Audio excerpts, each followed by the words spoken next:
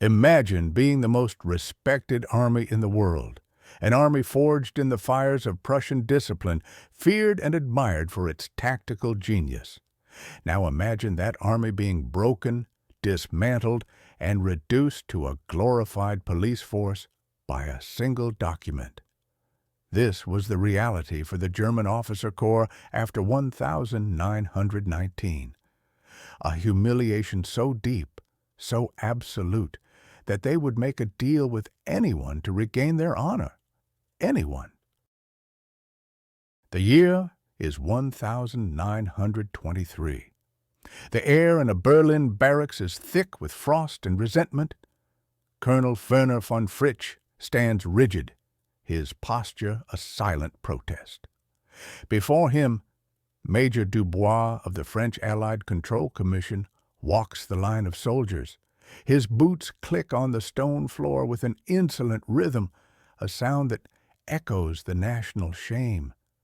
Dubois stops, picks up a rifle, and inspects it with theatrical disdain. He runs a gloved finger over the barrel, checking for dust that isn't there. He then turns to the colonel, a thin, mocking smile on his lips. "Is this all, Colonel? 100,000 men to police a nation of 60 million? It seems inadequate." The colonel's jaw tightens. Every instinct, honed by generations of military tradition, screams at him to act. But he cannot. He is a giant in chains. He simply replies, his voice cold as steel, "It is, Major, as per the Treaty of Versailles." The words taste like ash in his mouth. The French delegation moves on, leaving behind a silence filled with unspoken fury. This scene, in countless variations, played out across Germany. It was a daily ritual of degradation, a constant reminder of their impotence. But when the inspectors left and darkness fell over the misty fields of Westphalia, something else happened. Under a sliver of moon, young recruits crawled through mud. They were not carrying the regulation rifles inspected by Major Dubois. They were carrying wooden poles. In the distance, strange shapes lurched across the uneven ground. Tractors, disguised with cardboard armor and wooden barrels for cannons. Mock-up tanks? A veteran sergeant, his face a road map of scars from the Somme, screamed at the recruits, "Faster! The enemy machine gun is not made of wood. Your hesitation is not a drill. It is your death." This was the Shadow Army, the secret soul of the Wehrmacht, kept alive by defiance and deception. They were forbidden tanks, so they trained with tractors. Forbidden an air force, so they created civilian flying clubs and sent their best pilots to train in secret in the Soviet Union. Forbidden a general staff, the strategic brain of the army, so they disguised it as a records office called the Troop Office. Every rule was bent, every loophole exploited. They were keeping a flame alive, waiting for a political wind to turn it back into a wildfire. That wind was beginning to blow from the beer halls of Munich. Inside the Bendler block, the cold, austere headquarters of the army in Berlin, the smoke from expensive cigars hung like a shroud. Here, the gods of the old army plotted their return. General Ludwig Beck, the chief of the troop office, was a man of quiet dignity and immense intellect. He represented the old Prussian ideal, the army above politics, a servant of the state, not its master. He saw the chaos of the Weimar Republic with distaste, the bickering politicians, the street violence between communists and nationalists. He wanted stability. He wanted a leader who respected tradition, who would restore the army's rightful place. Across the table sat General Kurt von Schleicher. He was a political animal, a master of backroom deals and intrigue. He saw the political chaos not as a problem, but as an opportunity. He leaned forward, his voice a conspiratorial whisper. "Ludwig, you read the reports. This Hitler, he has an energy we lack. The people listen to him." Beck looked down at a file on his desk. It contained reports on the National Socialist German Workers' Party. He found their methods vulgar, their ideology simplistic.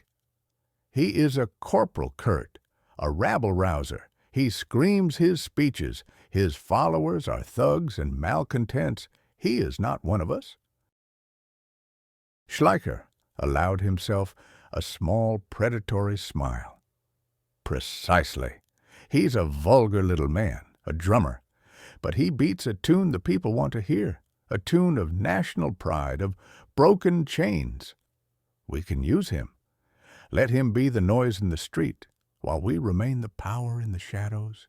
He will rearm the nation for us, and when we are strong again, we will thank him for his service and send him on his way." Beck remained unconvinced. He had seen film reels of this man, Adolf Hitler. He had seen the strange, hypnotic light in his eyes. "And what happens," Beck asked quietly, "when the drummer decides he wants to be the conductor?" To answer that question, Beck sent a trusted young aide to observe a Nazi rally. Captain Henning von Treschow was the epitome of the Prussian aristocracy, intelligent, cultured, and deeply patriotic. He arrived at the Berlin Sportpalast and was immediately assaulted by the scene. The air was thick with the smell of sweat, cheap beer, and sausages. It was a sea of brown shirts, a forest of swastika banners. The noise was deafening. This was not the orderly world of the General Staff. It was raw, chaotic, and somehow powerful. Then Hitler appeared, a small man who seemed to grow as he approached the podium. When he began to speak, a strange hush fell over the massive crowd. He didn't debate or argue. He incanted. He wove a spell of betrayal, grievance, and glorious revenge. He spoke of humiliation, and the crowd roared its agreement. He spoke of destiny, and they saw it in his blazing eyes. Captain von Treschow, a man trained in logic and reason, felt a profound chill. He was repulsed by the vulgarity, yet he could not deny its force. This wasn't politics. It was a dark sermon, and the congregation was ready for a Messiah. His report to General Beck was unsettling. "Sir," he concluded, "the man is a phenomenon. He is not appealing to their minds. He is appealing to their souls, or what's left of them. They will not just follow him. They will die for him." The humiliation of the French inspections, the desperate hope of the secret training exercises, the political calculation of men like Schleicher, and now the terrifying, undeniable power of Hitler's connection with the German people. The officer corps made its choice. They would stand aside. They would allow this man to take power. They would make their deal with the devil. They saw a tool to be used, a temporary strongman to tear up the treaty, rebuild their legions, and then be gracefully discarded. They believed they were the masters of this game. They never considered, not for a moment, that the tool had its own designs. From the very first moment, Adolf Hitler was not their puppet. They were his. January 1933. Adolf Hitler is appointed Chancellor of Germany. The old guard of the army watches from the windows of their offices. They see the torchlight parades of the brown shirts in the streets below. They hear the chanting. They feel a sense of unease. but also of triumph. Their long humiliation is over. The game has begun. Now that this dangerous politician is in power, what will be the first demand he makes of his new army? And will they obey? In the summer of 1934, Adolf Hitler summoned his generals. He didn't ask for their loyalty. He demanded it. The price for refusing was oblivion. The price for accepting was their soul. The air in Berlin was thick and heavy that August. President Paul von Hindenburg, the ancient field marshal and the last living link to the old German Empire, was dead. For the generals of the Reichswehr, he was more than a president. He was a symbol, the guardian of the army's independence, a frail but respected barrier against the Nazi Party's grasping ambition. Now, that barrier was gone. Hitler, already the chancellor, moved with the speed of a predator. He merged the offices of president and chancellor, declaring himself Führer and Reich Chancellor, supreme leader. But supreme power required the supreme weapon, and that weapon was the army. The generals were summoned to the Ministry of Defense.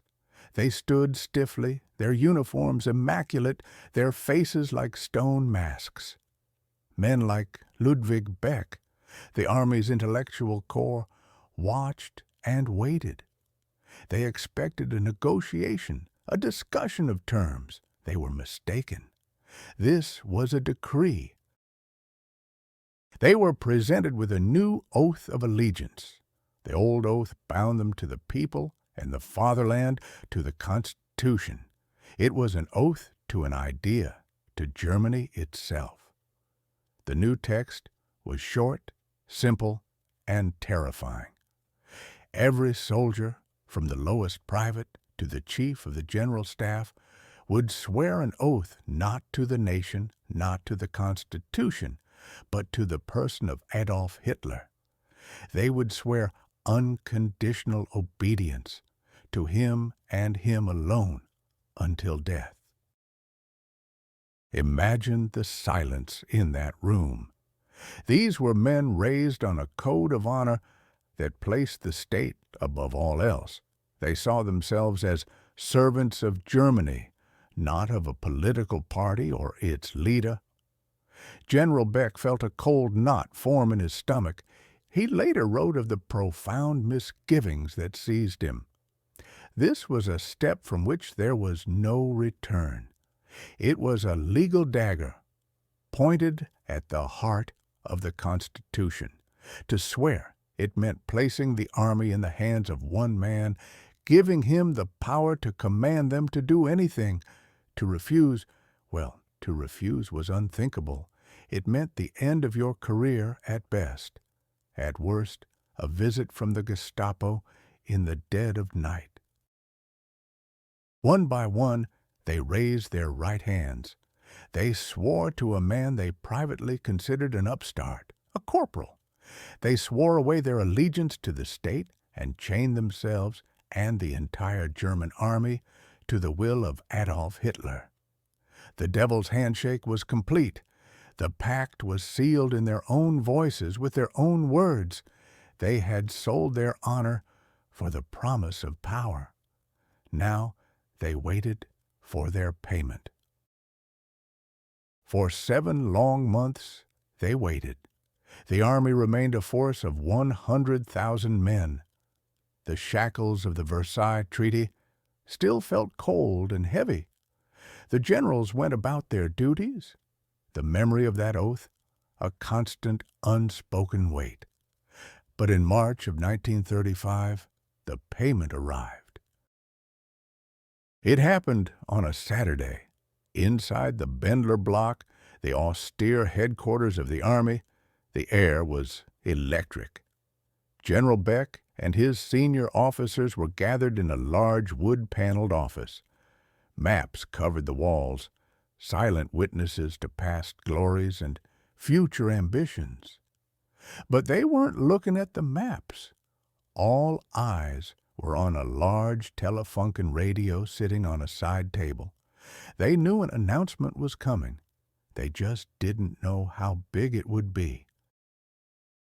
Hitler's voice, that familiar hypnotic baritone, crackled through the speaker. He wasn't shouting, not yet. He was speaking to the world, his tone defiant. He declared the Treaty of Versailles null and void. He announced the reintroduction of universal military service. The army would be expanded not to 200,000, not to 300,000, but to more than 500,000 men. He announced the official creation of a German air force, the Luftwaffe, something forbidden for over a decade. For a moment after the broadcast ended, there was stunned silence. Then the room erupted. Grown men, hardened generals who had seen the horrors of the Great War, were cheering like schoolboys. Champagne corks popped. They slapped each other on the back, their faces flushed with a joy they hadn't felt in 16 years. All the humiliation, all the secret training with wooden tanks and mock aircraft, all the bitterness of defeat, it was being washed away. Hitler, the man they feared and distrusted, had done it. He had kept his promise. He had given them back their army.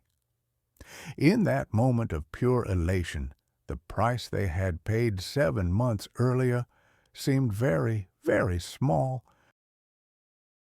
The floodgates opened. Money, resources, and manpower poured into the military. Factories that once lay dormant roared back to life, churning out steel and engines. Barracks, once empty, now echoed with the boot falls of tens of thousands of new recruits. The sky above Germany, for so long empty by decree, would soon be filled with the scream of Stuka dive bombers. For the officer corps, it was a dream come true. They were designing new tanks, writing new tactical doctrines, building the most modern military machine the world had ever seen. They were back. But the devil always collects his due. A subtle poison began to seep into the veins of the Wehrmacht. It started with a new patch on the uniform. The old imperial eagle was replaced by a new one, clutching a swastika in its talons. A small change, they told themselves, a political necessity. Then came the daily interactions. A veteran colonel, a man with an aristocratic lineage stretching back to Frederick the Great, is walking down a corridor in the Bendler block. He is the epitome of the old Prussian ideal. Monocle, ramrod straight posture, an air of untouchable authority. He turns a corner and nearly collides with a portly man in a brown party uniform, a local Nazi Gauleiter. The party official, smelling of cheap cigars and arrogance, clicks his heels together and snaps his arm out. "Heil Hitler!" he barks. The colonel freezes. Every instinct screams at him to give a traditional military salute. But the rules have changed. He feels the eyes of his junior officers on him. Slowly, stiffly, he raises his own arm, his voice a low mutter. Heil Hitler! In that single, humiliating gesture, a world of tradition died.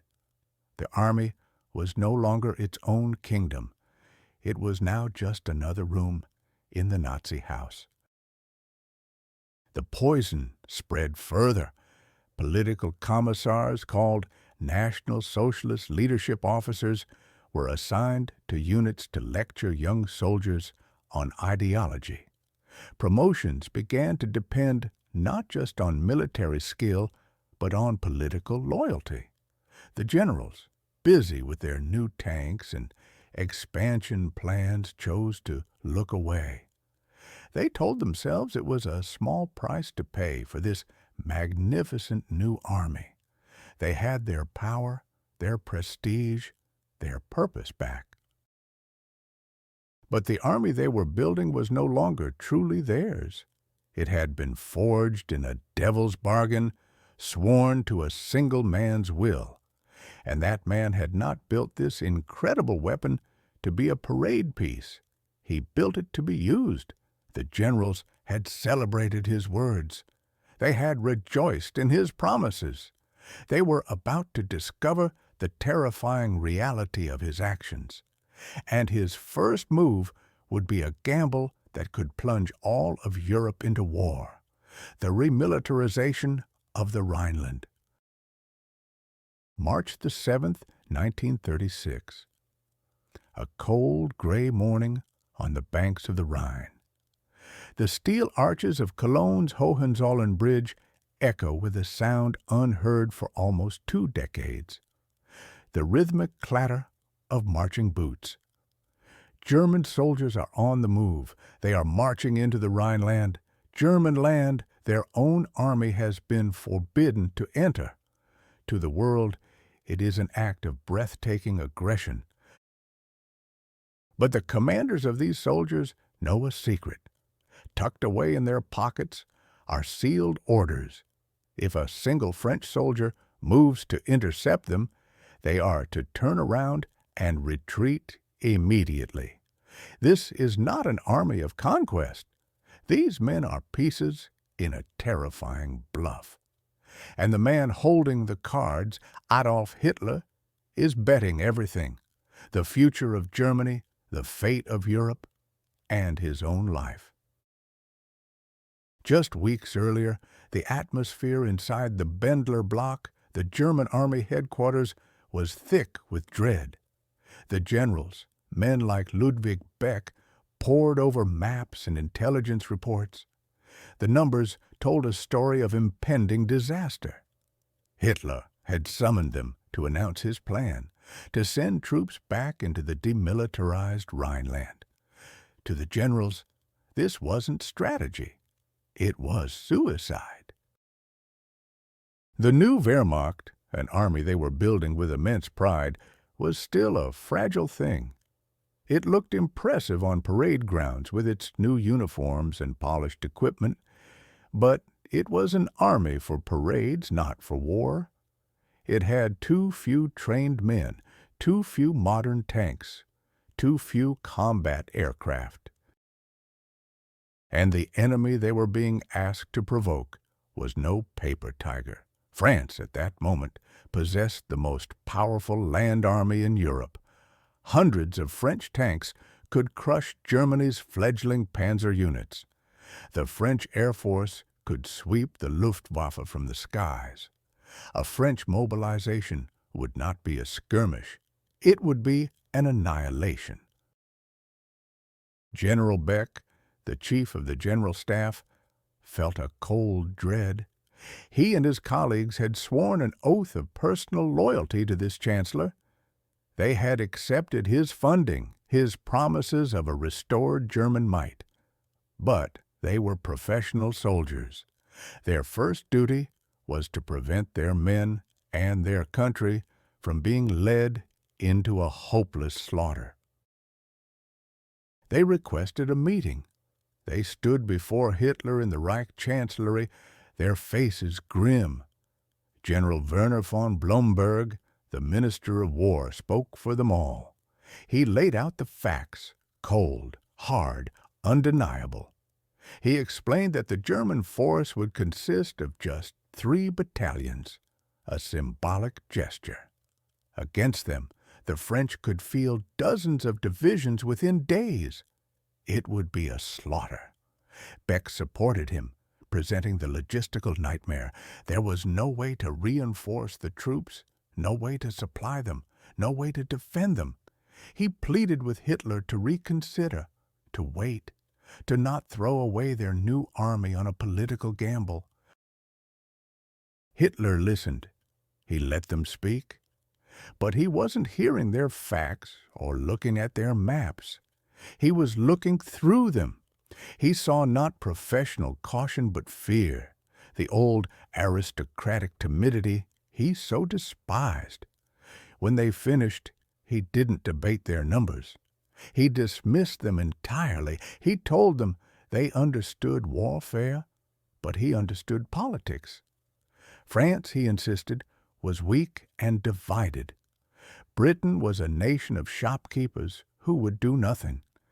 He spoke of his intuition, a force he believed was more powerful than any military calculation. He told them that Providence itself was on his side. The decision was made. The order would stand. The generals left the meeting shaken. They had presented logic.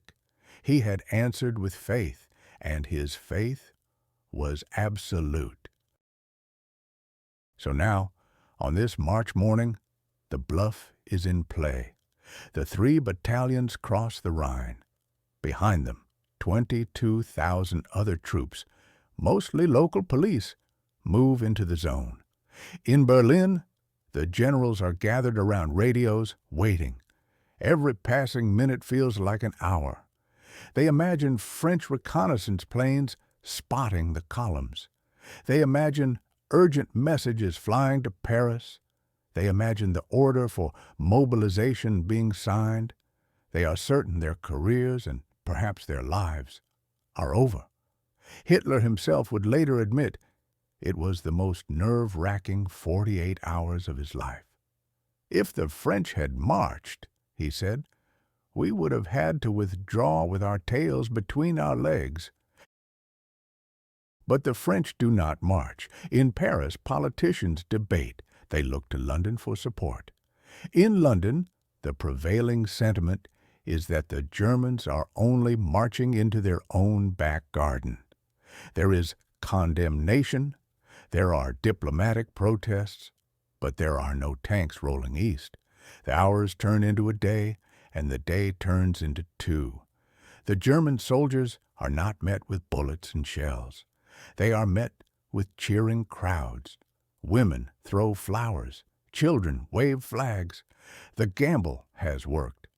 It has succeeded more spectacularly than anyone, even Hitler, could have dreamed. The news electrifies Germany. Hitler's popularity soars. He has faced down the world and won without firing a single shot. He has erased one of the most humiliating clauses of the Versailles Treaty. He is hailed as a hero, a visionary, a leader of unparalleled genius. And in the Bendler block, the generals are silent, stunned. Their training, their experience, their logic, everything had told them this was impossible, and they had been wrong. The amateur, the politician they thought they could control, had been right. Imagine you're in that room with them. You are a professional trained for decades to assess risk and act with caution. You advised against an action that you knew based on all available data would lead to national ruin. And yet, that action resulted in the greatest political victory in a generation. Would you trust your expertise ever again? Or would you start to believe that perhaps this man's intuition really was guided by a higher power? This moment changes everything. It is the turning point in the relationship between Hitler and his army. He no longer has to persuade his generals. He has proof. He has the Rhineland. He has shown them that their caution is cowardice, that their professionalism is a weakness. He now believes absolutely that his own judgment is superior to their collective military knowledge. A dangerous seed has been planted, the belief that he alone knows the path to victory. The generals had made a deal with the devil for a new army. Now, the devil had just proven he was a better strategist than they were. Hitler has won a massive victory against the advice of his experts. How will he now deal with the very men who told him he would fail? 2 of Germany's top military commanders, one accused of marrying a prostitute, the other of being a homosexual. Both accusations were fabrications, engineered to allow Adolf Hitler to take absolute control of the army. He didn't use a bang, but a smear campaign. The year is 1938. The successful reoccupation of the Rhineland has silenced many of Hitler's critics in the army. The generals who predicted disaster were proven wrong. Hitler, the amateur, the former corporal, had outplayed them all. His confidence swelled into something enormous, something dangerous. He now saw the army's caution not as professionalism, but as weakness, an obstacle. At the top of this professional army stood two men, two pillars of the old Prussian order, Field Marshal Werner von Blomberg, the Minister of War, and General Werner von Fritsch, the Commander-in-Chief of the army. Blomberg was the bridge between the army and the new Nazi regime. Fritsch was the heart of the traditional officer corps, cold, aristocratic, and deeply skeptical of Hitler's politics. Together, they were the institutional spine of the German military, and in early 1938, both were about to be broken. The first to fall was Blomberg. He was a 60-year-old widower, a lonely man who had fallen in love with his 26-year-old secretary, Erna Grun. He wanted to marry her, but in the rigid society of the German officer corps, marrying a commoner was a serious problem. Blomberg needed the Führer's blessing. He got more than that. Both Hitler and his deputy, Hermann Göring, encouraged the match, even offering to be the official witnesses at the wedding.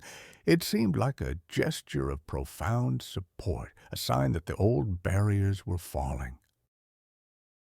The wedding was a quiet affair. Blomberg was happy, believing he had secured his future. He had no idea he had just walked into a perfectly laid trap. Within days of the ceremony, a police file landed on a desk in Berlin. It belonged to the new Frau Blomberg, Erna Grun. The file was damning. It contained a record of a woman who had posed for pornographic photographs and had been registered with the police as a prostitute.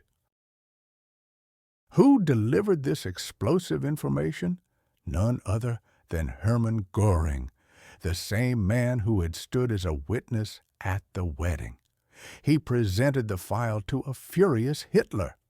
The Führer feigned shock and outrage. The honor of the Wehrmacht, he thundered, had been stained.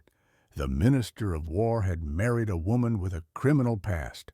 It was an intolerable disgrace. Blomberg was summoned and shown the file. The humiliation was absolute. There was no defense. He was forced to resign immediately.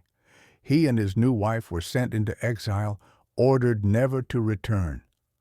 The first pillar of the army had crumbled into dust, brought down by a folder of sordid photographs. With Blomberg gone, the logical successor was General Werner von Fritsch.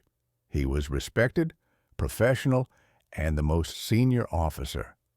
But Fritsch was exactly what Hitler, Göring, and the head of the SS, Heinrich Himmler, did not want. Fritsch was an independent mind, a man who had openly questioned Hitler's reckless plans. They needed him gone, and they already had a weapon prepared. Another file, this one even more poisonous, had been carefully assembled by Himmler's security service. It accused General Fritsch of homosexuality. In Nazi Germany, this was not just a scandal. It was a crime under paragraph 175, a crime that meant ruin, disgrace, and imprisonment. Imagine the scene. General Fritsch, the very embodiment of Prussian military discipline, is called to the Reich Chancellery. He stands before Hitler, who doesn't meet his eyes.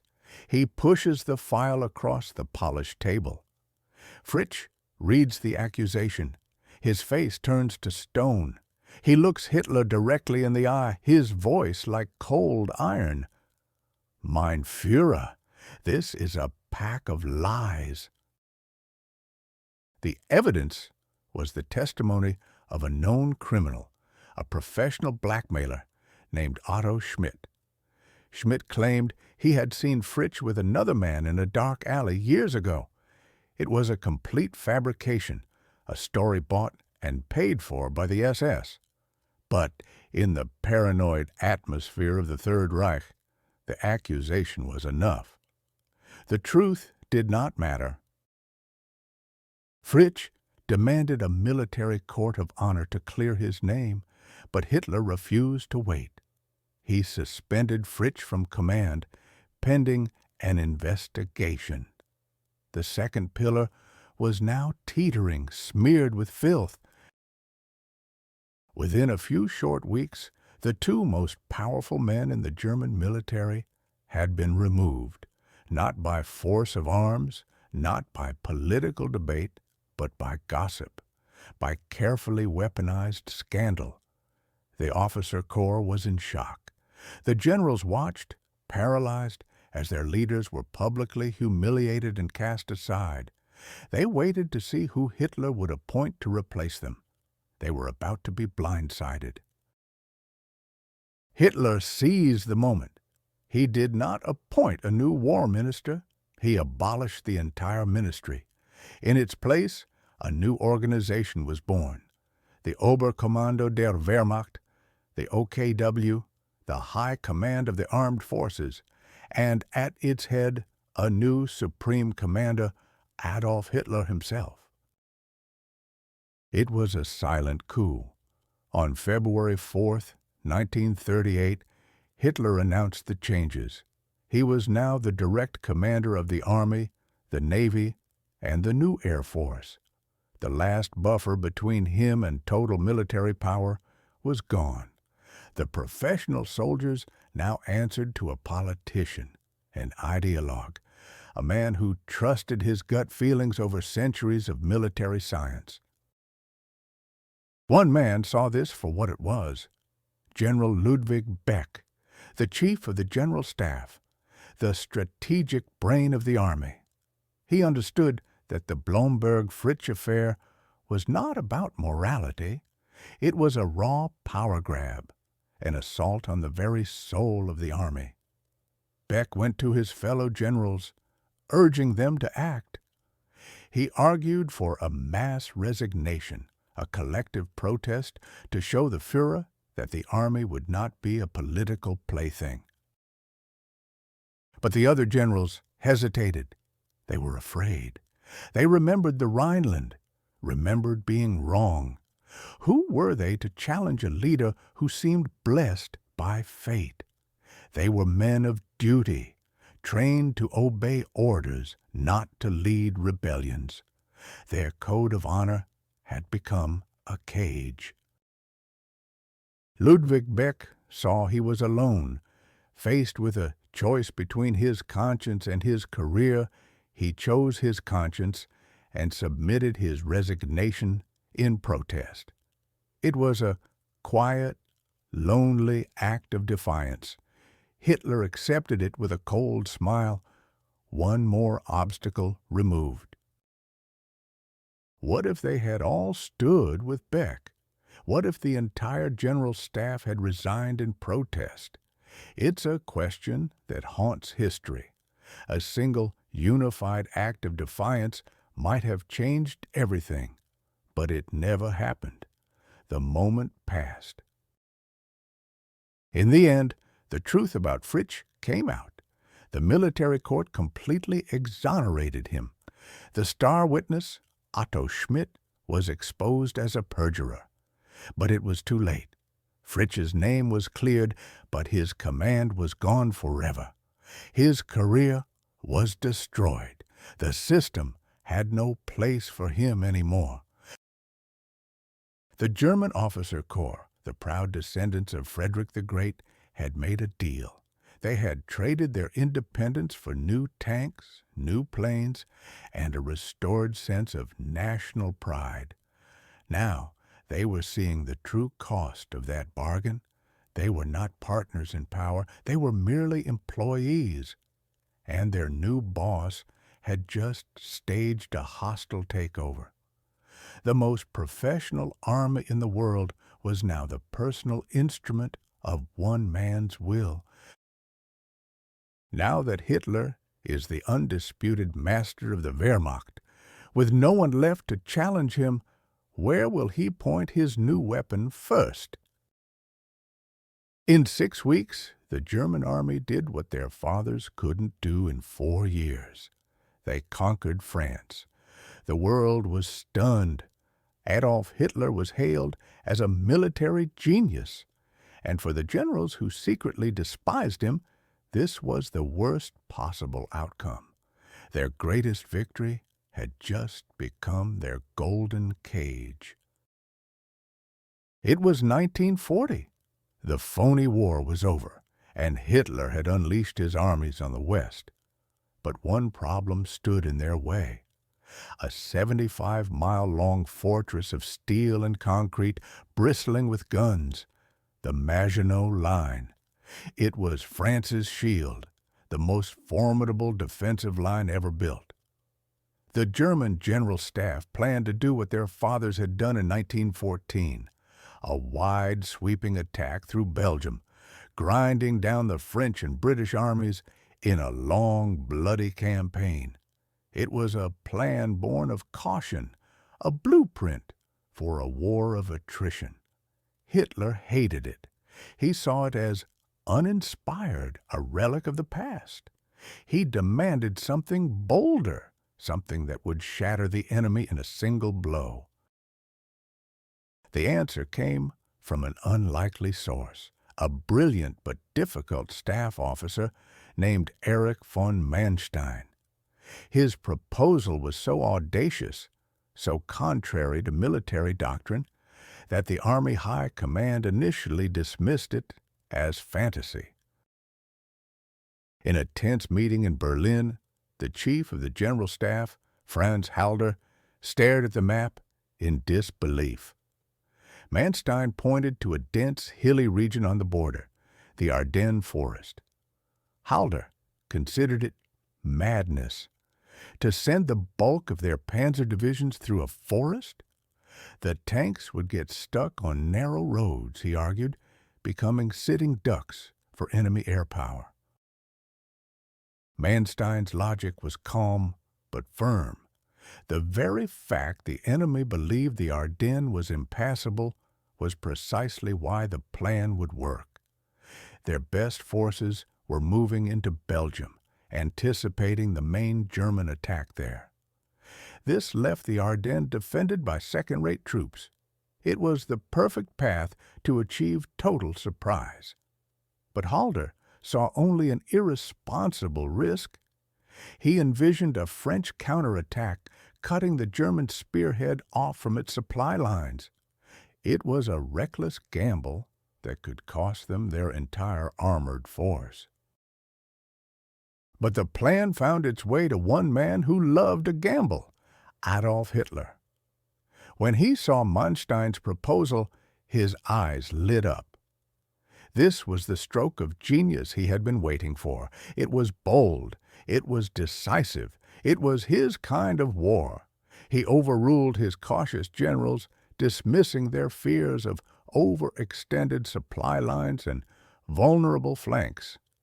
The plan, codenamed Sichelschnitt, the sickle cut, was approved.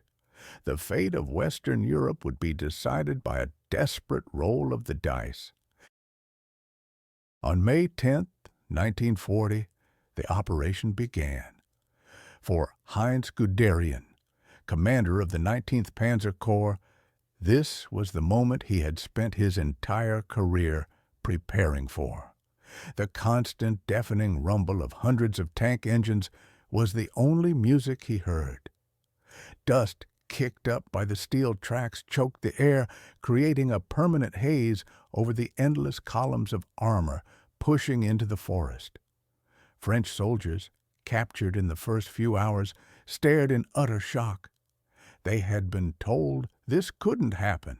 They had been assured the forest was their fortress. Now, that fortress was swarming with German tanks. Guderian pushed his men relentlessly. They drove day and night, barely stopping to refuel or eat. They were a steel river, flowing through a supposedly impenetrable wall. They broke through the French lines at Sedan, crossing the Meuse River far faster than anyone thought possible. And then they were in the open country. The race to the English Channel had begun. But back in headquarters, panic was setting in. The generals saw the long, thin line on their maps representing Guderian's advance. It looked like a thread, ready to be snapped. They were terrified. They were outrunning their infantry support, their fuel trucks, and their orders. A command came down from high command. Halt. Consolidate your positions. Wait for the infantry to catch up. For Guderian, sitting in his command vehicle on the verge of the greatest armored victory in history, the order was incomprehensible. It was suicide. To stop now would be to give the enemy time to regroup, to cut them off, to turn victory into a catastrophic defeat. He chose to disobey. He reported that his radio was having technical difficulties and claimed he was simply conducting a reconnaissance in force. He kept pushing west. His panzers devoured the miles, spreading chaos and panic in the French rear. The sickle cut was working perfectly, too perfectly. In less than 2 weeks, Guderian's tanks reached the coast.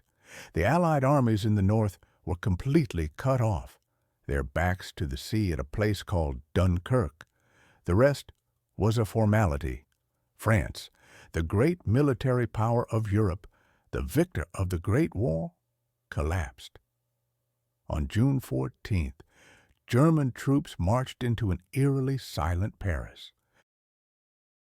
The victory was total, stunning, and more complete than even Hitler had dared to hope. Back in Berlin, the nation was euphoric. Crowds lined the streets for the victory parade, showering the soldiers and their Führer with flowers. Hitler was no longer just a politician. He was now the größter Feldherr aller Zeiten, the greatest commander of all time, a military genius who had succeeded where the Kaisers and their legendary generals had failed.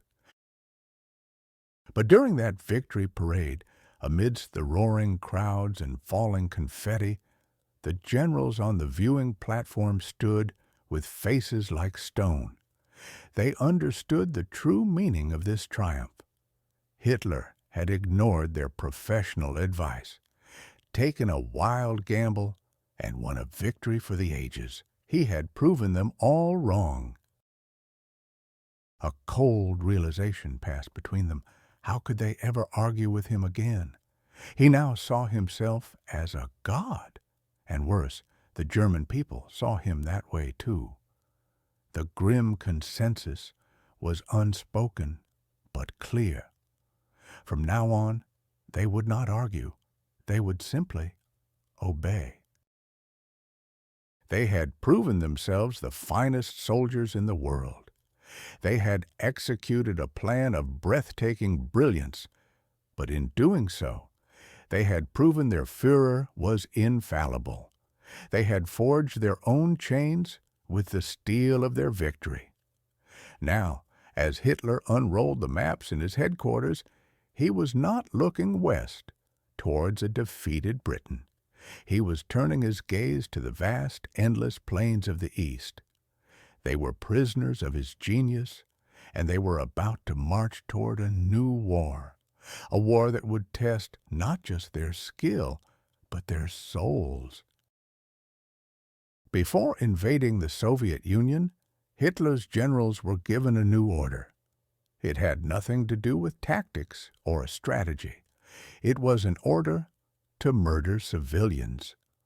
It was called the Commissar Order. The year is 1940. The swastika flies over Paris. The German army, the Wehrmacht, has achieved the impossible. In 6 weeks, it has conquered France, a feat their fathers failed to accomplish in 4 years of brutal trench warfare. The victory is total, absolute. Back in Berlin, the city is drunk on triumph. Adolf Hitler, once a dismissed corporal, is now hailed as the greatest military commander of all time, the Feldherr. The generals who had trembled before the Rhineland gamble, who had advised caution before the invasion of France, are now silent. Their professional expertise had been proven wrong. Hitler's intuition, his sheer force of will, had been proven right.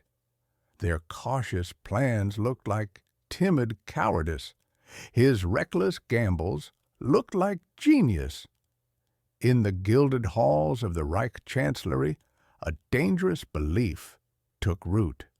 The Führer was infallible. Who would dare to question him now? With Western Europe subdued, Hitler's eyes turned east to the vast, sprawling expanse of the Soviet Union. This was the true prize, the ultimate goal he had laid out in his book, Mein Kampf, years earlier. The acquisition of Lebensraum, or living space, for the German people. But this would be a different kind of war. He gathered his senior commanders in the spring of 1941. The mood was confident. They had the most professional army in the world, the most advanced tactics. What could stop them? But Hitler's words that day chilled the very air in the room. This was not to be a conventional war between soldiers, he explained. This was a Vernichtungskrieg, a war of annihilation. He spoke of the enemy not as the Red Army, but as Judeo-Bolshevism, a poisonous ideology that had to be eradicated, wiped from the face of the earth. The professional soldiers in the room, men raised in the rigid, honor-bound traditions of the Prussian military, listened. Their world of strategy, of clean lines on a map, was about to collide with a world of pure, fanatical hatred. Then came the orders. They were not whispered. They were written down on paper, stamped with official seals. The first was the Barbarossa Decree. It granted German soldiers immunity for any acts committed against Soviet civilians. It stripped away the rules of war. It was a license to kill, to rob, to burn with no fear of a court-martial. It was an invitation to barbarism. And then came the most infamous of them all, the Commissar Order. The instruction was brutally simple. Every political commissar of the Red Army, the party officials embedded within military units, was not to be treated as a prisoner of war. Upon capture, they were to be separated from the other soldiers and executed on the spot. No trial, no hearing, just a bullet. Imagine you are one of those generals.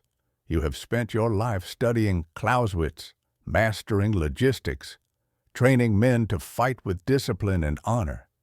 And now, your supreme commander is ordering you to become a murderer, to command your men to commit systematic war crimes. Some of the generals were horrified. Field Marshal von Brauchitsch, the Army's commander-in-chief, raised objections. But his were not moral objections. They were practical. This brutality, he argued, would be counterproductive. It would stiffen Soviet resistance. It would turn every peasant into a partisan, fighting with a pitchfork from behind a burning barn. It would destroy the discipline of the German soldier, turning him from a fighter into a common criminal. It was, in his view, simply bad strategy. A few others murmured their agreement. They saw the war in the East as a difficult but winnable military campaign. Hitler saw it as a crusade. The protests were swept aside. The man who ensured Hitler's will was done was Field Marshal Wilhelm Keitel, head of the OKW. Keitel, known behind his back as La Keitel, a pun on the German word for lackey, was Hitler's ultimate yes-man. He saw his duty not as offering sound military advice, but as translating the Führer's every whim into a direct order. He told the dissenting generals that these were political matters beyond their concern. Their job was simply to obey. The Führer had decided. The debate was over. The order was passed down the chain of command.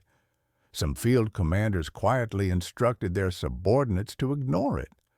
Others embraced it with zeal, but most simply complied. They were soldiers. They followed orders. The Faustian bargain the Wehrmacht had made years earlier was now coming due. They had accepted Hitler's resources, his rearmament, his promise of restored glory.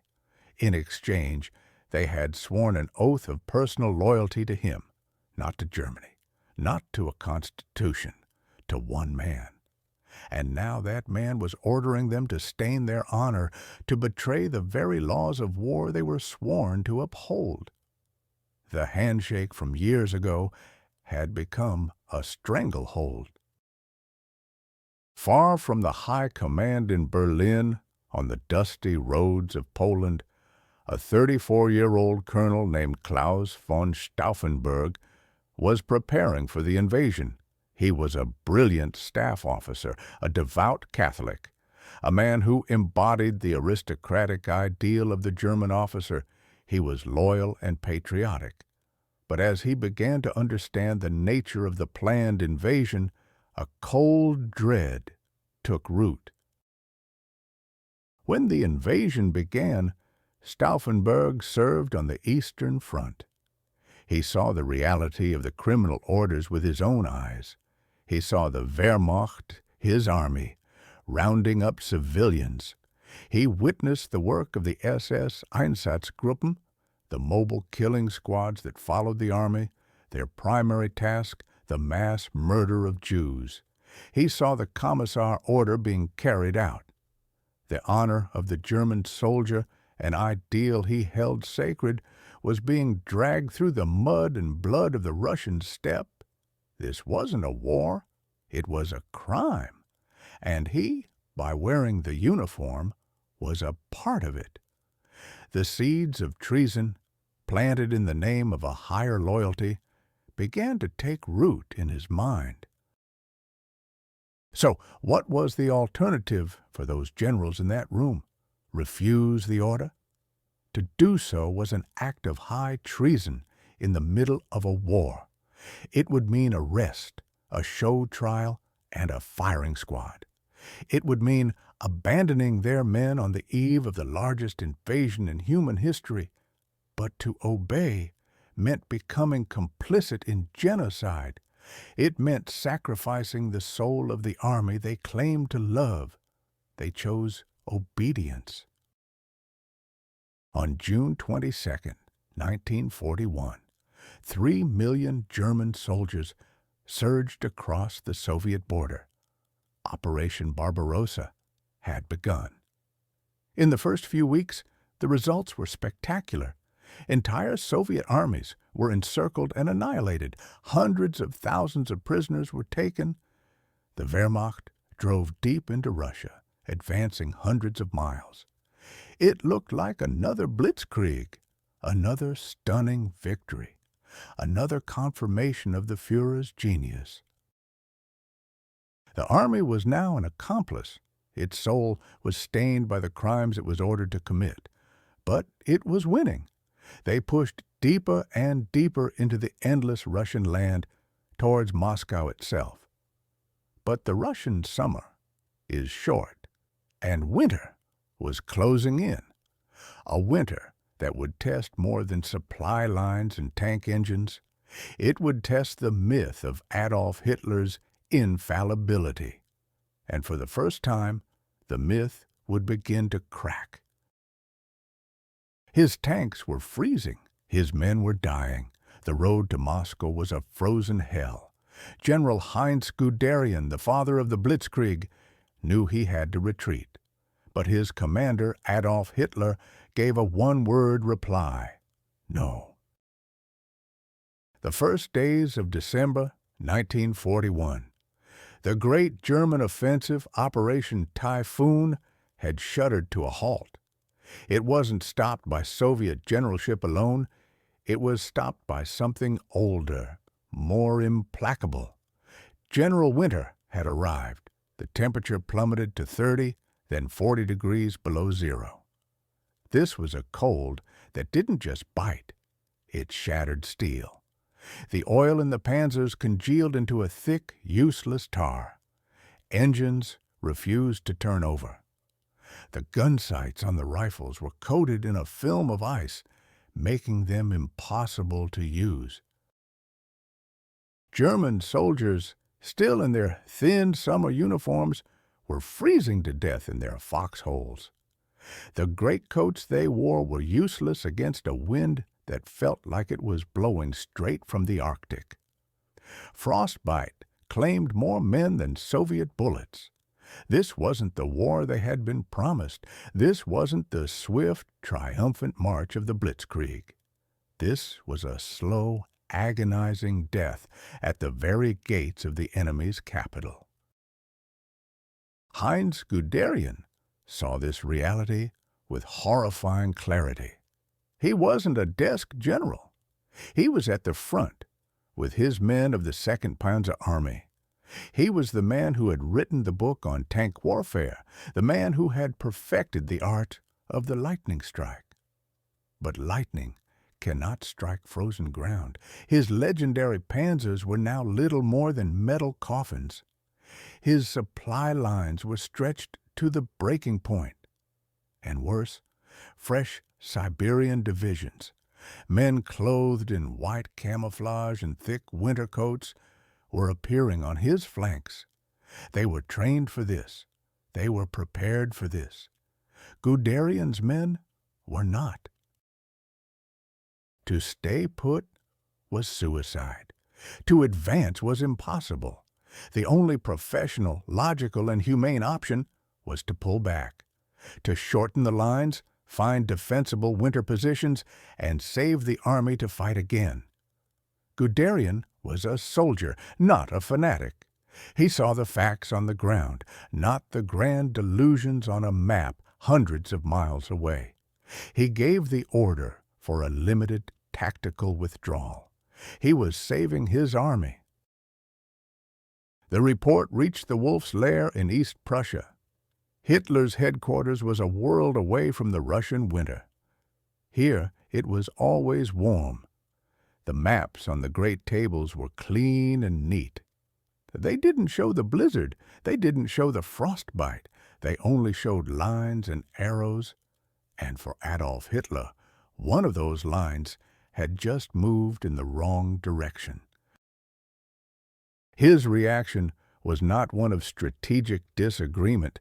It was one of pure, volcanic fury, retreat. The word itself was poison to him. In his mind, forged in the trenches of the First World War, retreat was a moral collapse. It was a failure of the will. He believed the German soldier was invincible as long as his spirit was strong, and that spirit came from him, the Führer.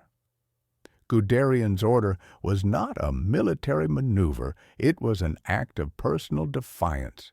It was a betrayal of the National Socialist will to conquer. The order crackled over the radio to Guderian's headquarters. Halt all withdrawals immediately. The Führer demands you hold your current position at all costs. Guderian knew the order was a death sentence for his men. He argued with Field Marshal von Kluge, His direct superior, Kluge, terrified of Hitler, simply relayed the command, "Hold the line." Guderian made a decision that would define his career.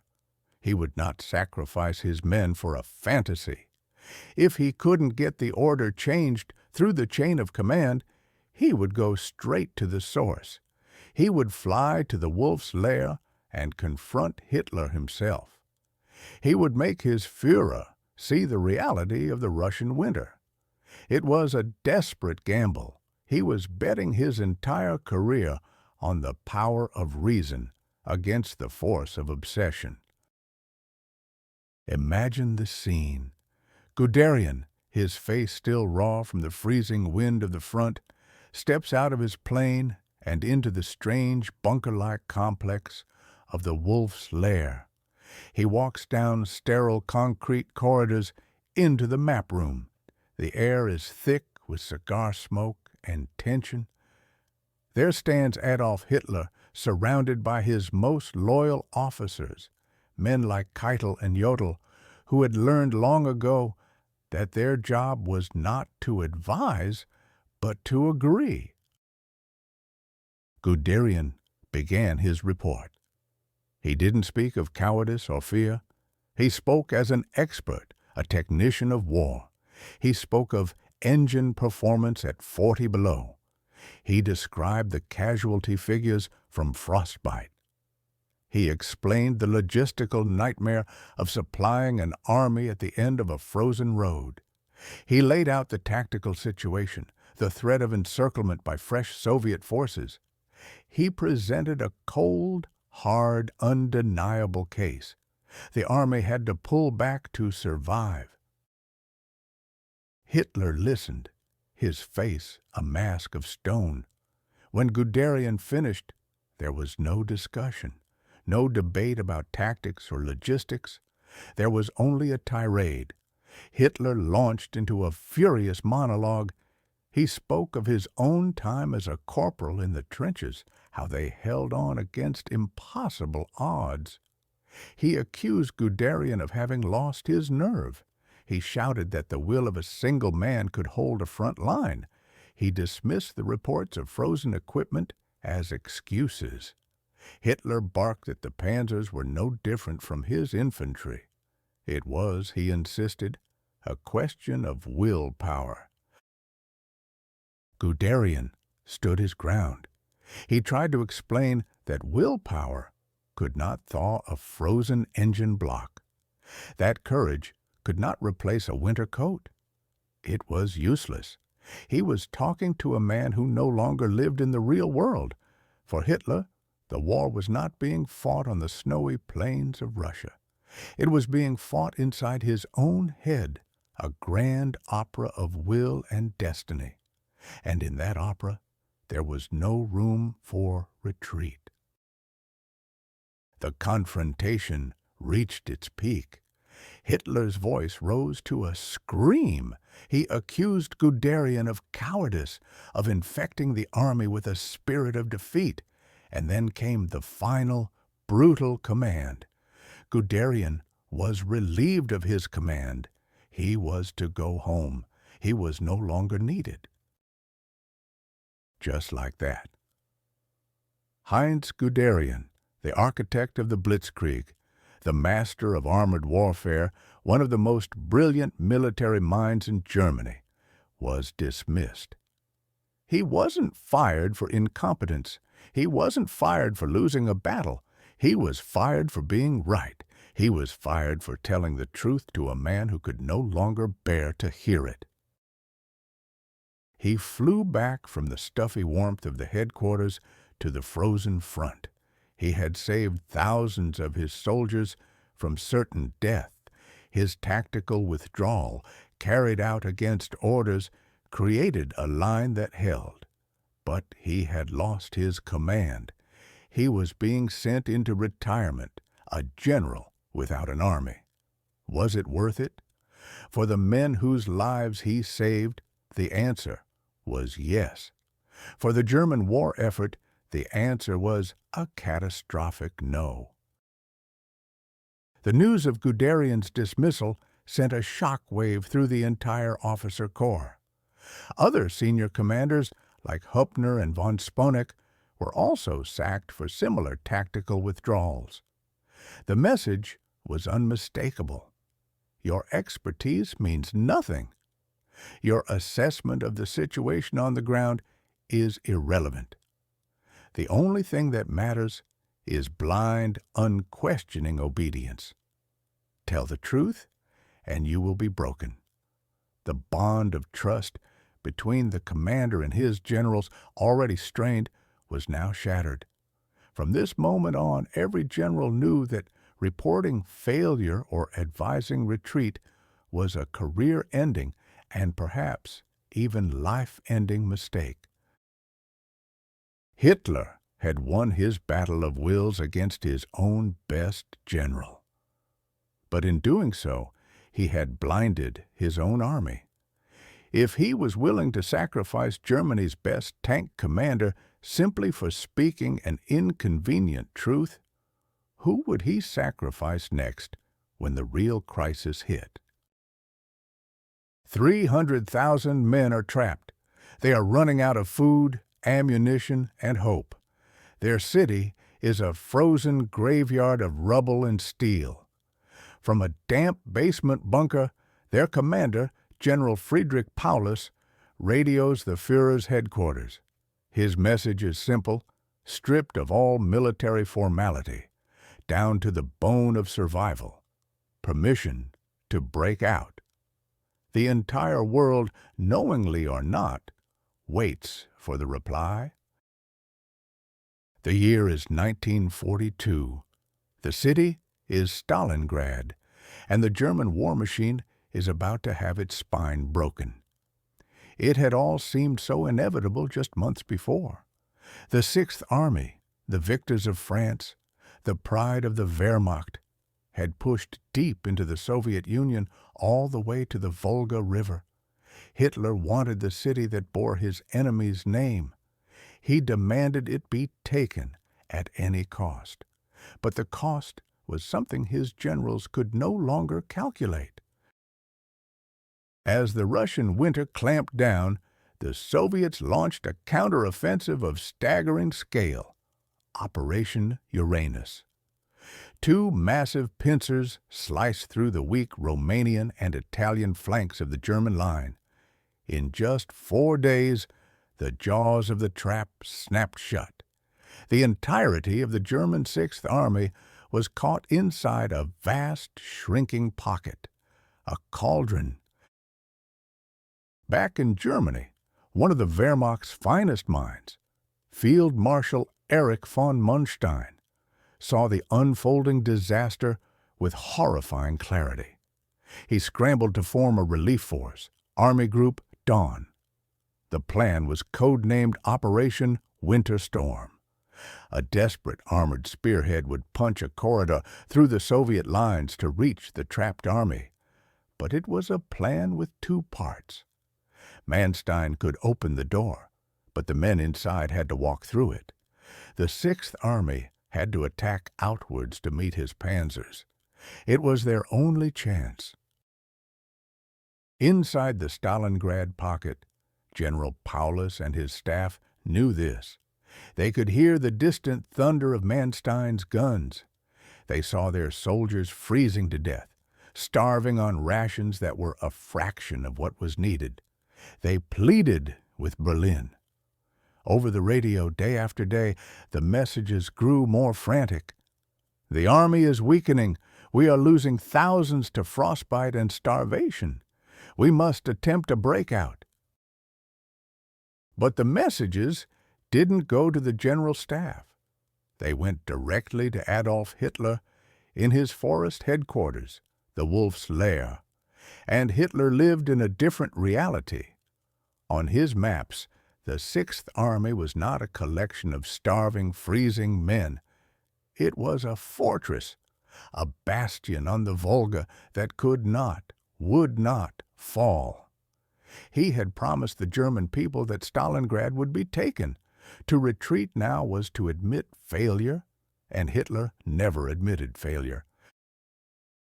He had an ace up his sleeve, a promise from one of his most loyal paladins, the head of the Luftwaffe, Hermann Göring.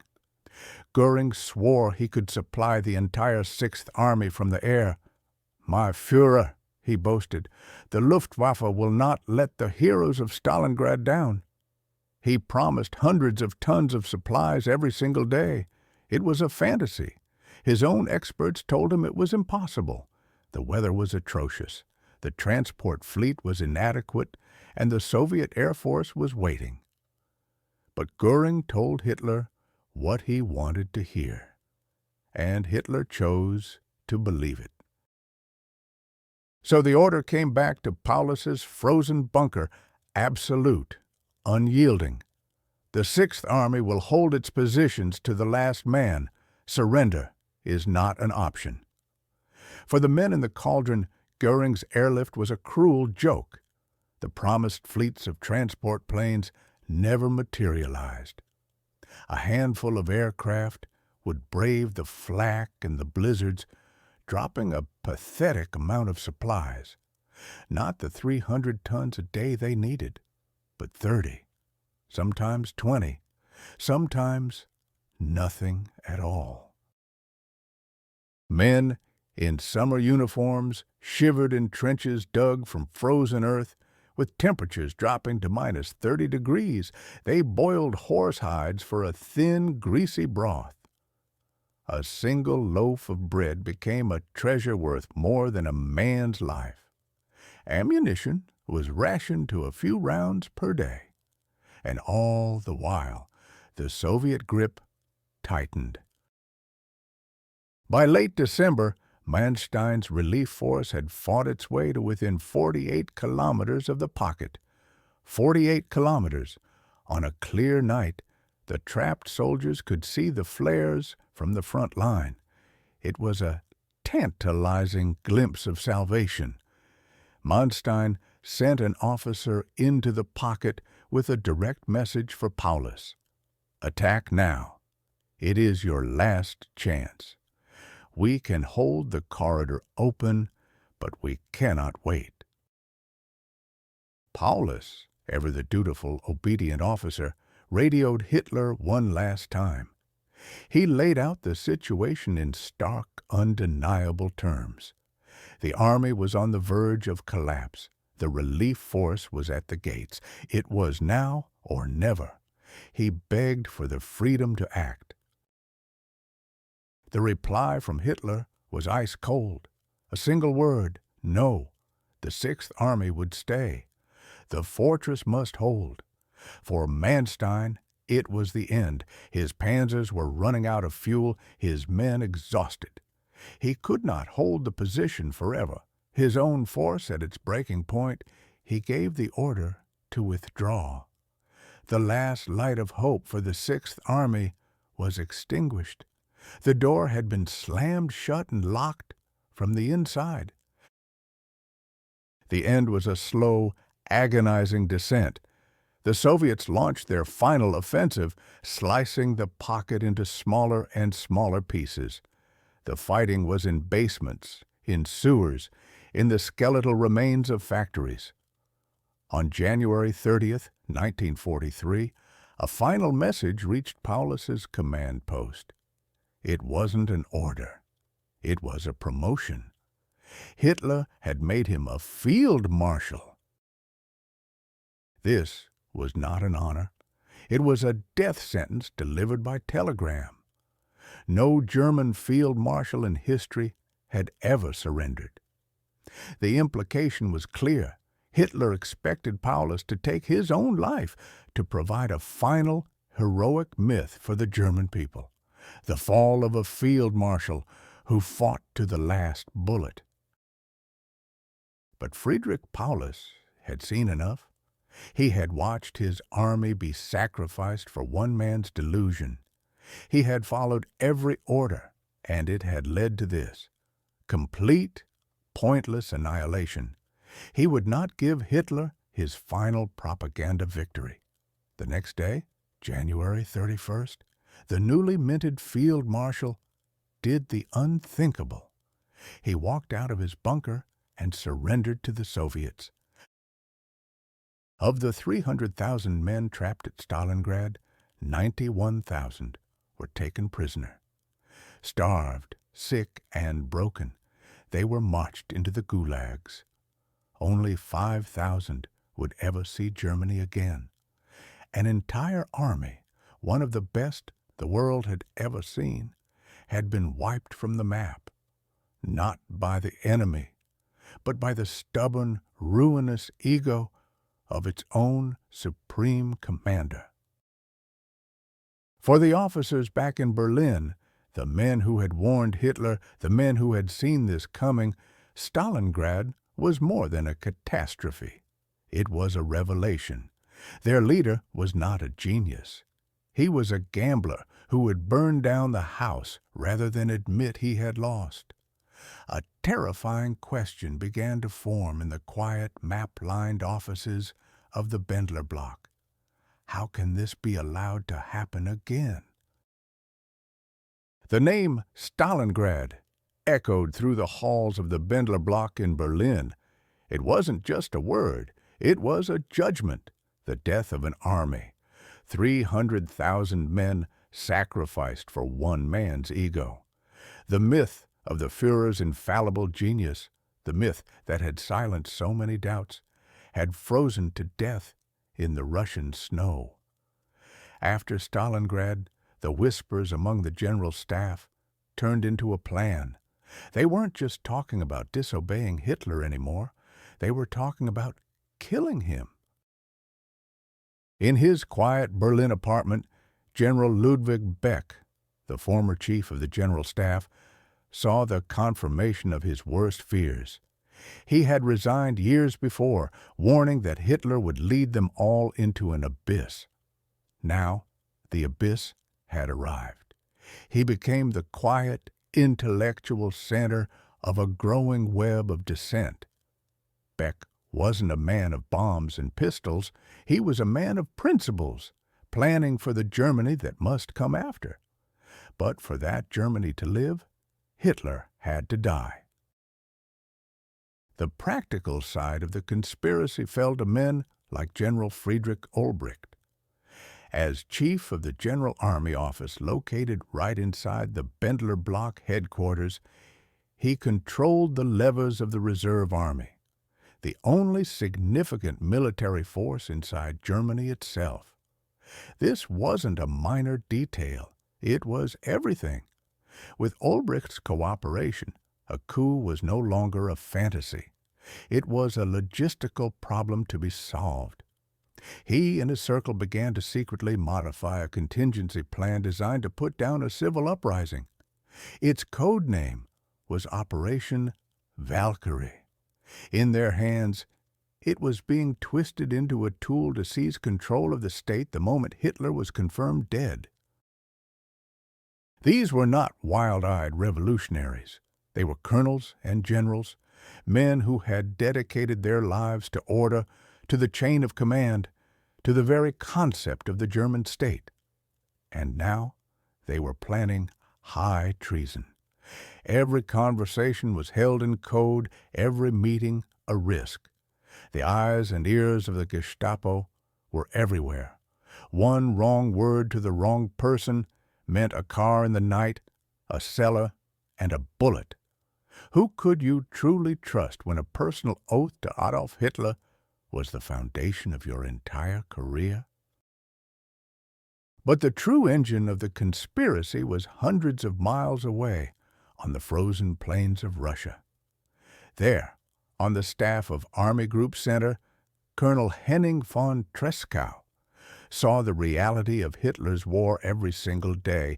He saw the criminal orders, the massacres, the pointless slaughter of his own men. Tresckow was a brilliant staff officer, but also a man of profound moral conviction. He famously said, "We must prove to the world that not all of us were like him."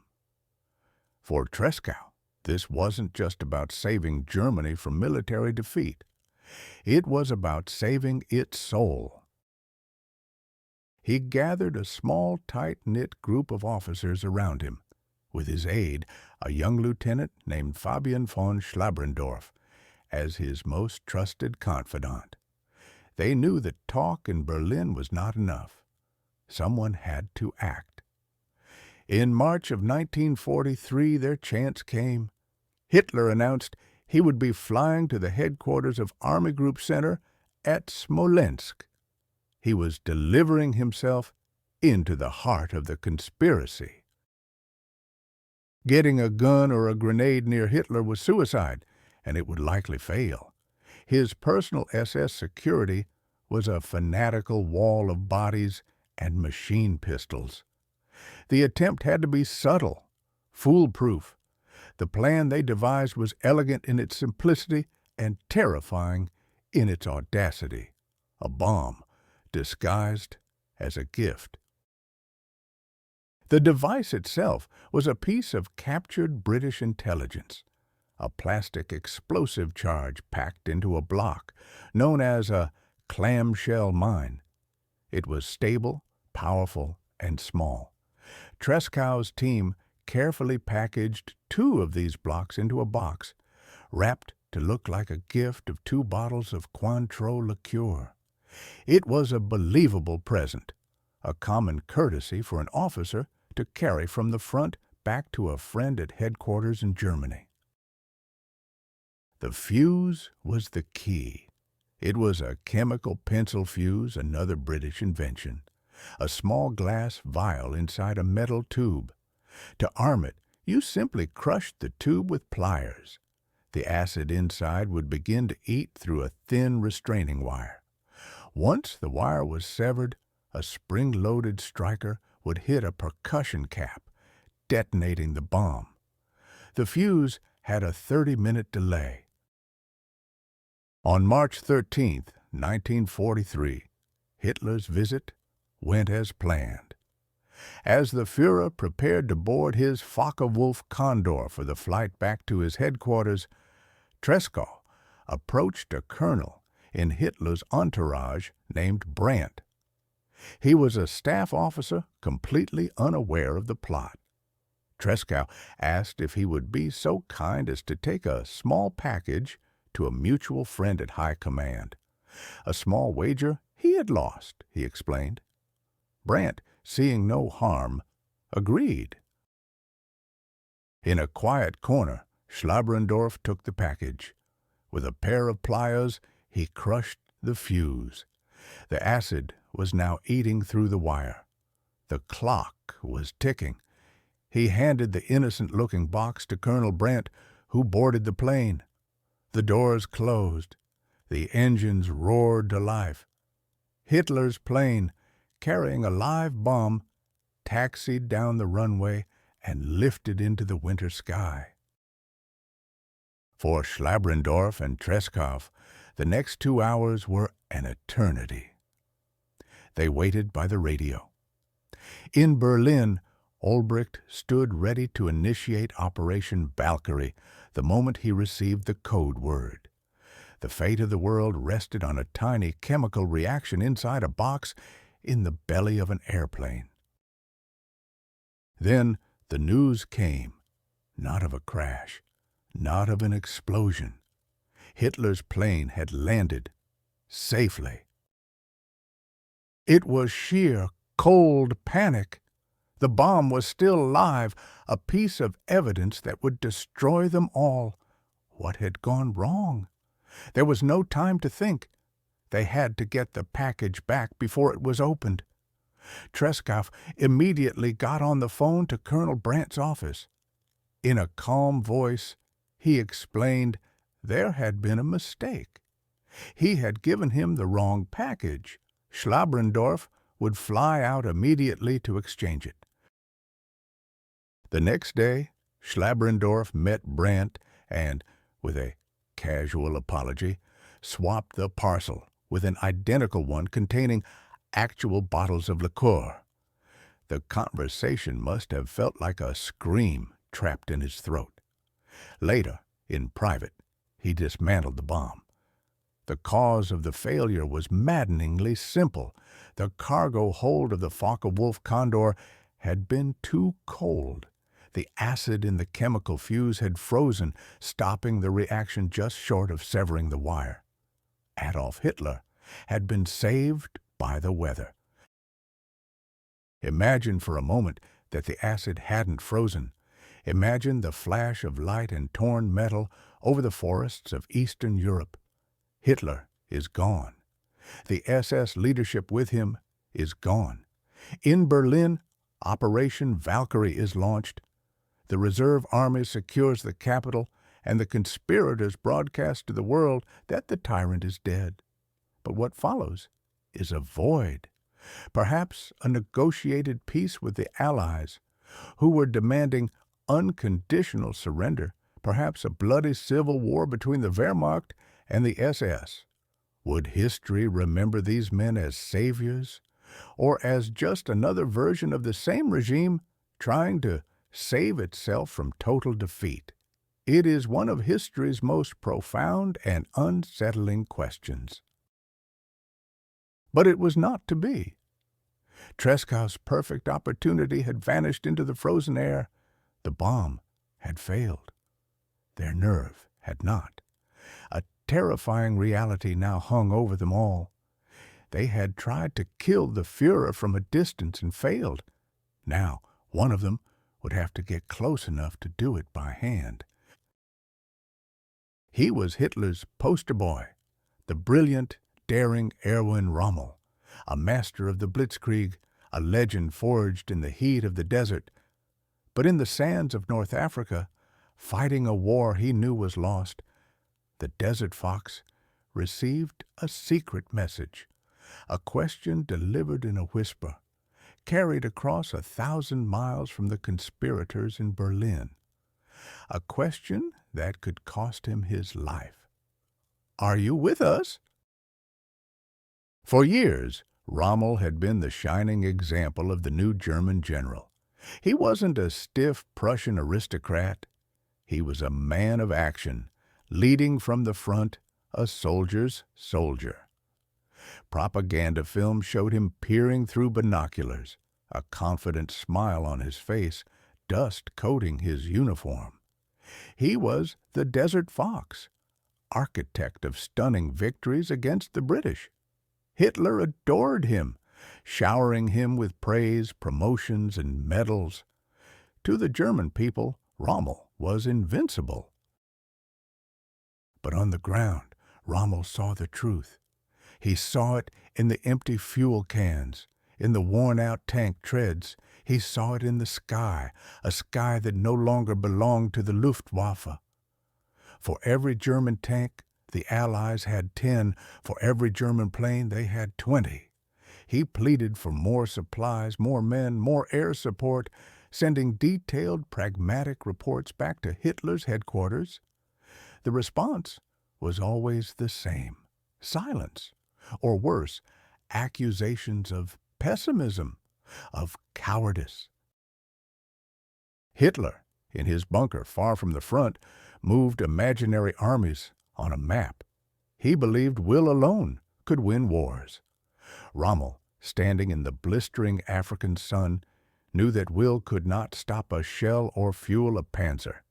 He saw his elite Africa Corps being ground down, sacrificed for a fantasy.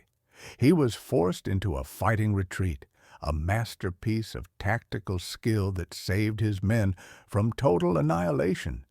But in Hitler's eyes, retreat was treason. The Desert Fox had lost his magic.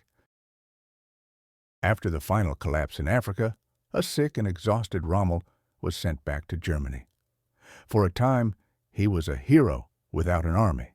But as the Allies prepared for the great invasion of Europe, Hitler needed his most famous general.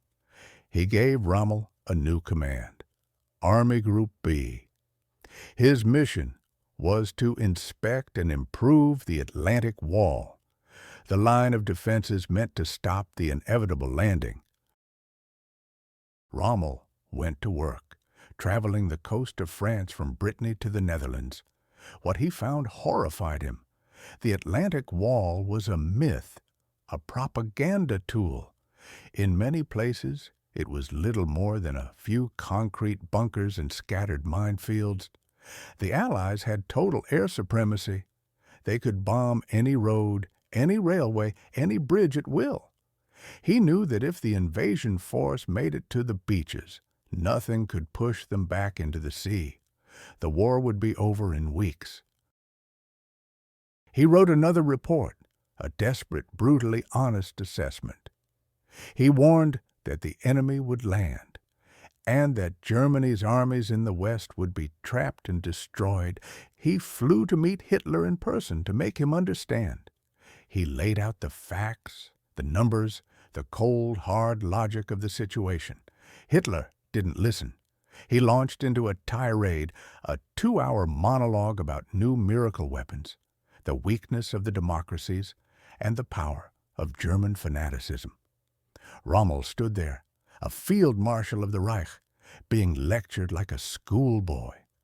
He left the meeting knowing, with absolute certainty, that the man leading Germany was insane. It was then that the whispers from Berlin found him again. This time, they were not sent by secret courier. They came from the man standing next to him, his new chief of staff, Lieutenant General Hans Speidel. Speidel was a quiet, intellectual officer. He was also a core member of the military resistance. He had been placed at Rommel's side for one reason: to recruit the Desert Fox. The conversation started cautiously. They spoke of the hopeless situation, of the catastrophe facing Germany. Speidel would mention the patriots in Berlin who were looking for a way out. He watched Rommel's reactions, testing the waters. Was this still Hitler's favorite general? Or was this a man who saw the abyss opening before him? Rommel listened. He was a soldier, not a politician. He had sworn an oath. His entire career, his fame, was tied to Adolf Hitler. To turn against him was to turn against everything he had built. But every day he saw the reality of the coming invasion. He saw the young soldiers, barely boys, who would be thrown into the meat grinder. He saw his country being led to absolute destruction by a madman. His duty as a soldier was to obey. But what was his duty as a German? Finally, in a private conversation, Rommel gave his answer. He told Speidel that Hitler had to be removed from power and that the war must be ended immediately. The conspirators had their man. They had Germany's most popular soldier on their side. But then came a twist, a complication no one in Berlin had expected. The plotters, men like Treschow and Stauffenberg, had concluded that assassination was the only way. A bomb was the only answer. Rommel disagreed. He was adamant. Hitler must be arrested. He must be taken alive and put on public trial before the German people. They needed to see for themselves who had led them into ruin. To simply kill him would be murder. It would make Hitler a martyr and plunge Germany into a bloody civil war between the army and the SS. This was the dilemma. Rommel, the ultimate pragmatist on the battlefield, was now making a stand on a point of law, of honor. He wanted a clean break, a transfer of power, not a bloody coup. Stauffenberg in Berlin wanted a clean cut, a quick death to end the madness. Who was right? The soldier who wanted to put a dictator on trial, or the one who knew that only a bomb could guarantee success? The debate raged in secret letters and coded messages. All the while, the clock was ticking. Across the English Channel, the largest invasion fleet in human history was assembling.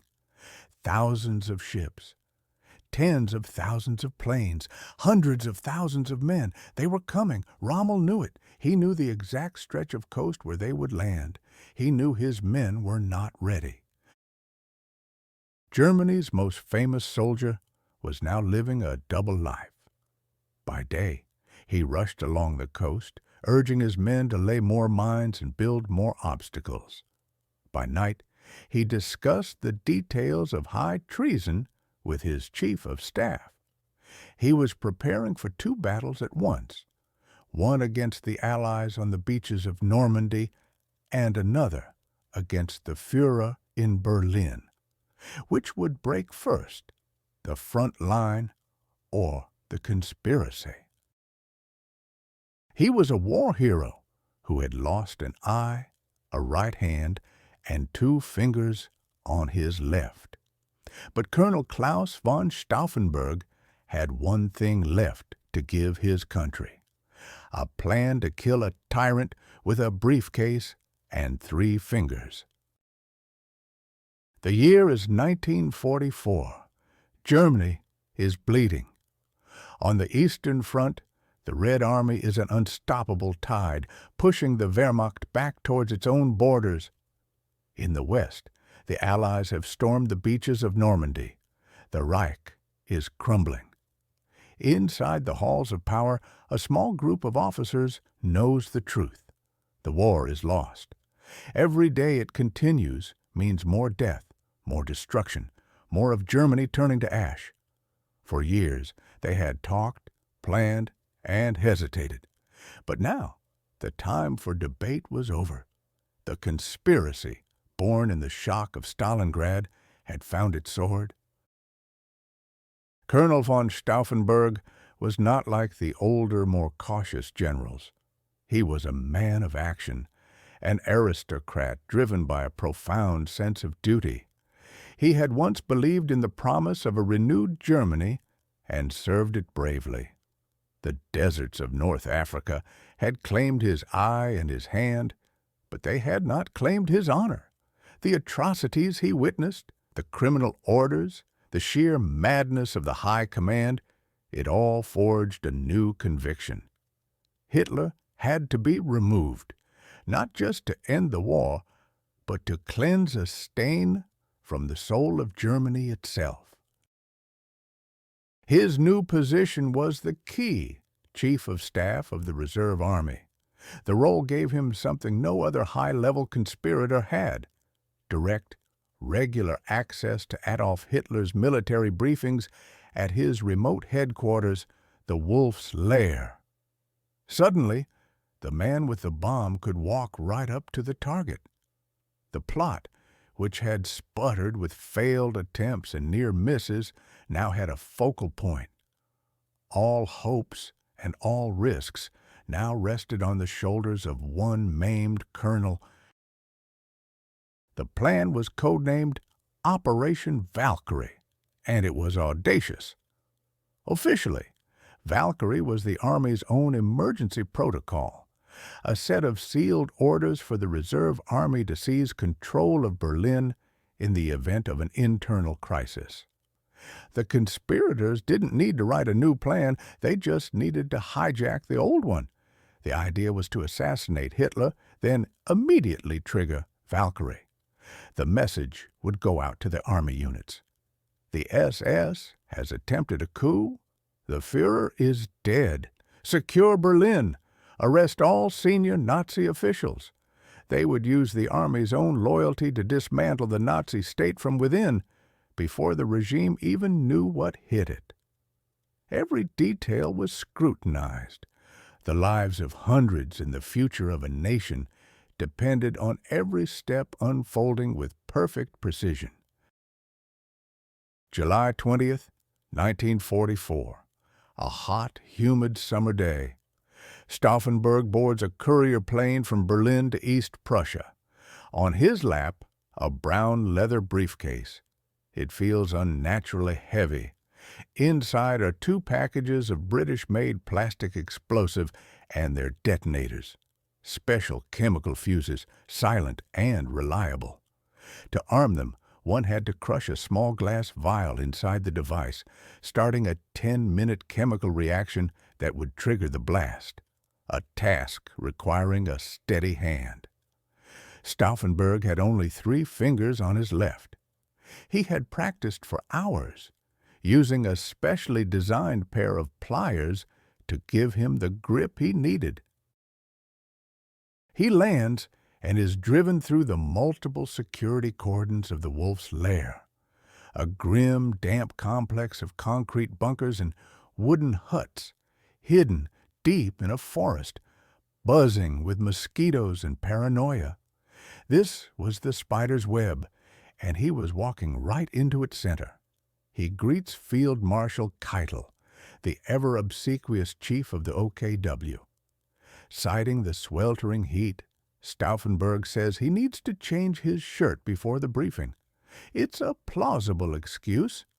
He is shown to a small room, his aide, Werner von Haften, standing guard outside. The moment has come. Stauffenberg opens the briefcase. His hands, one good, one maimed, are steady. He takes the pliers, picks up the first block of explosive, and carefully places them over the tiny glass vial of the detonator. He squeezes. A faint, sharp crack. The first fuse is active. He has 10 minutes. He reaches for the second block, but a knock comes at the door. A sergeant major pokes his head in. "Colonel, the meeting is starting. The Führer is waiting." A cold surge of adrenaline. There is no more time. He can't arm the second charge. Abort the mission? Wait for another day that might never come? Or go forward with only half the explosive power? In a world like this, there are no perfect opportunities, only desperate chances. Stauffenberg makes his choice. He shoves the single-armed bomb back into the briefcase, leaving the second with his aide, and walks towards the conference room. Then comes the second blow of fate. The daily briefing was usually held in the Führer bunker, a massive, windowless fortress of steel-reinforced concrete. A blast inside that confined space would have turned the room into a pressure cooker of lethal force. But on this hot day, the meeting had been moved to the conference hut, a flimsy wooden building with large windows wide open to let in a breeze. Any explosion would have its power dissipated, blown out into the open air. Half the explosive in the least effective location. Everything was going wrong. Stauffenberg enters the room. The air is thick with cigarette smoke. 24 men are gathered around a huge, heavy oak map table. And there, in the middle, is Adolf Hitler, leaning over the table, listening to a general drone on about the Eastern Front. Stauffenberg must get the briefcase as close to him as possible. Murmuring an excuse about his hearing difficulties, he positions himself near Hitler. He places the briefcase on the floor, on the inner side of the massive oak table support, just a few feet from where the Führer is standing. He nudges it a little closer with his boot. His part is almost done. Now he must escape. A prearranged telephone call from Berlin is his excuse. An aide enters and whispers that he has an urgent call. Stauffenberg nods, murmurs his apologies to Keitel, and leaves the room. He walks out of the hut and does not look back. Every step is measured. He cannot run. He must appear perfectly normal as he moves past the guards, past the checkpoints, walking calmly away from the ticking bomb he left behind. The humid summer air is still. In a few minutes, it will be torn apart by an explosion. The only question is whether it will be powerful enough to change the world. 12:42 p.m., July 20th, 1944. A deafening roar tears through the summer air at the Wolf's Lair in East Prussia. The conference hut, a flimsy wooden structure, erupts in a flash of yellow-blue light. Wood splinters, glass shatters, smoke, and paper billow from the mangled frame. Colonel Klaus von Stauffenberg watches from a safe distance, his heart pounding against his ribs. He sees a body thrown through the air, sees utter chaos. His mind races to a single, crystalline certainty. No one could have survived that blast. The Führer is dead. He turns to his adjutant, Werner von Haeften. They don't have a second to lose. They have a plane to catch and a coup to lead. For 3 agonizing, hopeful hours, the conspirators in Berlin will believe they have won. Stauffenberg and Haeften walk briskly towards the first checkpoint. Guards are in a state of shock, running towards the blast as alarms begin to wail across the compound. This is the most dangerous moment. Stauffenberg is a familiar face here, a decorated war hero whose missing eye and hand are a testament to his service. He moves with calm authority through the panic, telling the guard at the inner perimeter he has an urgent call to make from the signals bunker. The guard, his senses overwhelmed, waves him through. One barrier down. At the next gate, a sentry is more suspicious. The entire complex is going into lockdown. No one in, no one out. Stauffenberg bluffs, claiming he has the Führer's direct permission to leave for an urgent meeting in Berlin. He speaks with the cold confidence of a man who expects to be obeyed. It works. The barrier lifts. They are out. As their car speeds towards the airfield, every second feels like an eternity. The bomb, placed just feet from Hitler, has detonated. Stauffenberg has done his part. Now the fate of Germany rests with his co-conspirators in Berlin. As their small plane lifts off the runway, he looks down at the smoking chaos below. But in Berlin, there is no decisive action, only a terrible, deafening silence. The Bendler block, the sprawling headquarters of the army, should be a hive of frantic activity, the nerve center of a new Germany. Instead, General Friedrich Olbricht hesitates. He is the man tasked with initiating Operation Valkyrie the moment he receives confirmation of Hitler's death. He paces his office, waiting for the prearranged phone call, but the lines are dead. Stauffenberg's accomplice was supposed to cut all communication, but also send one last coded message. The message never comes. Olbricht is paralyzed by doubt. His fellow conspirators are frantic, urging him to act, to issue the Valkyrie orders now. But the general is a cautious man. What if Stauffenberg failed? What if Hitler is alive? To launch the coup without confirmation isn't a gamble, it's suicide. So he waits. And in that waiting, precious minutes turn into an hour, then 2. The momentum, the element of surprise, the entire fragile opportunity begins to bleed away. Which was the greater failure on that fateful day? A bomb that wasn't powerful enough, or a general who wasn't brave enough? Finally, at nearly 4 in the afternoon, Stauffenberg's plane touches down outside Berlin. He is driven at breakneck speed to the Bendler block, expecting to find the coup in full swing. He is horrified to find that almost nothing has happened. His arrival, however, breaks the spell of indecision. He storms into Olbricht's office. He is the confirmation. "The Führer is dead," he says, his voice raw with urgency. "I saw it with my own eyes."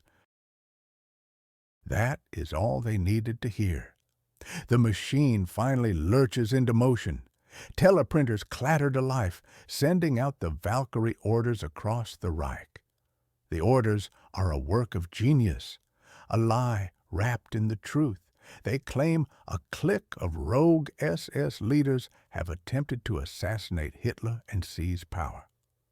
The army, under the Valkyrie plan, must now assume control to preserve order. In Berlin, troops from the elite guard battalion begin to move. They surround the government quarter, march into the headquarters of the state broadcasting service, and begin arresting prominent Nazi officials. The coup, dangerously delayed, is finally in motion. But the conspirators had made another critical, catastrophic error. They believed they had cut off the wolf's lair from the outside world. They hadn't. A loyalist signals officer, working frantically in the communications bunker, had found one line that was still operational, a secret line that bypassed the main switchboard. And the first call made on that line was to the one man in Berlin who could single-handedly destroy their plan, the propaganda minister, Joseph Goebbels. The news begins to spread, at first a whisper, then a rumor passed from one loyalist office to another, then a confirmed report broadcast from the Wolf's Lair radio station itself. The Führer is alive.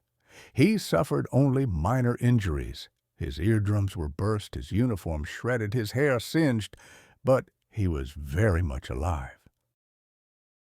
Suddenly, every Valkyrie order being received by military commanders across Europe looks different. It is no longer an order to save the state. It is an act of high treason. The foundation of the entire plot, the death of one man, has shattered, and everyone who has acted on that lie is now marked for death. In the streets of Berlin, Major Otto Ernst Remmer is diligently carrying out his orders. He believes he is a patriot, saving Germany from the SS. He has secured most of the government district. His next objective is the propaganda ministry. His orders are to arrest Joseph Goebbels. He marches into the building with a detachment of soldiers, his mind set on his duty. But Goebbels is preternaturally calm. He looks the young major in the eye and tells him he is taking part in a treasonous plot. Remmer doesn't believe him. It's a trick, the word of a desperate Nazi trying to save his own skin. Goebbels simply says, "The Führer is alive, I can prove it." He picks up his telephone and asks an aide to connect him directly to the wolf's lair. The call goes through. Goebbels speaks for a moment, then hands the receiver to Major Remmer. "The Führer wishes to speak with you," he says. Remmer takes the phone, his hand suddenly slick with sweat. On the other end of the line he hears a voice, a familiar, gravelly, unmistakable voice he never expected to hear again. The voice of Adolf Hitler. What does a soldier do now? Obey the last order from his immediate commander or a new one coming directly from his Führer? His trousers were shredded, his right eardrum was burst. But he was alive, and he was filled with a cold, absolute rage. Hitler stood amidst the wreckage of the conference hut, his hand trembling not from shock, but from a surge of manic energy. Providence, he believed, had saved him. He had been chosen by destiny, and those who dared to defy that destiny would now pay a price beyond imagination. Hitler's revenge on the Wehrmacht would be more terrible than any battle. While Stauffenberg was in the air, flying back to Berlin, convinced he had killed a tyrant, the reality at the Wolf's Lair was one of controlled chaos. The first phone call Hitler made was not to a doctor, but to Joseph Goebbels in Berlin. The connection was poor, but through the crackling line, The message was clear. Hitler rasped that he was alive, that an attack had been made on him. He ordered Goebbels to take control of the situation in Berlin using all means necessary. Back in the capital, at the army headquarters on the Bendlerstrasse, the coup was already faltering. General Ulbricht had waited for nearly 2 hours before issuing the first Valkyrie orders, a fatal delay. The plan relied on speed, on a swift, decisive seizure of power while the regime was headless. But the head was not severed, and every passing minute allowed the Nazi state's immune system to kick in. For a few hours, the illusion of success held. Troops from the Guard Battalion, led by a Major Otto Rehmer, began to seal off the government quarter. They were told Hitler was dead, and that the SS was attempting a power grab. These were disciplined soldiers following orders from their legitimate army superiors. They were not conspirators. They were pawns in a desperate game. The critical move was the arrest of Goebbels, the Nazi propaganda minister. Major Rehmer, a loyal and decorated officer, was dispatched to Goebbels' office with a squad of soldiers. He was there to arrest one of the most powerful men in the Reich. Rehmer, hand on his pistol, entered the office of a man whose picture hung in every government building, believing the Führer was dead. Goebbels did not panic. He was a master of psychology. He looked at Rehmer, not with fear, but with piercing intensity, and calmly asked if the major truly believed the Führer was dead. Rehmer stated his orders. Goebbels listened, then played his final devastating card. He had a direct line to the Führer's headquarters, he said. He would connect Rehmer so he could hear Hitler's voice for himself. In that moment, the entire coup hung on a single telephone call. Rehmer hesitated. To refuse was insubordination. To accept was to risk everything. He agreed. Goebbels picked up the receiver. A few seconds of static, and then a voice crackled through the line. It was faint, hoarse, but unmistakable. It was Adolf Hitler. The voice on the line asked if Major Rehmer could hear him. It confirmed the assassination attempt had failed and that Hitler was unhurt. It gave Rehmer new orders. He was to answer only to Hitler now, and he was to crush this treason with whatever force was necessary. And it gave him a promotion. He was now Colonel Rehmer, effective immediately. The line went dead. The coup was over. The man sent to arrest Goebbels was now his instrument. Colonel Rehmer and his troops turned from coup enforcers into coup breakers. Back at the Bendler block, the news spread like a virus. The radio began broadcasting that Hitler was alive. The officers who had been sitting on the fence, waiting to see who would win, now scrambled to prove their loyalty. The chief among them was General Frederick Fromm, commander of the Reserve Army.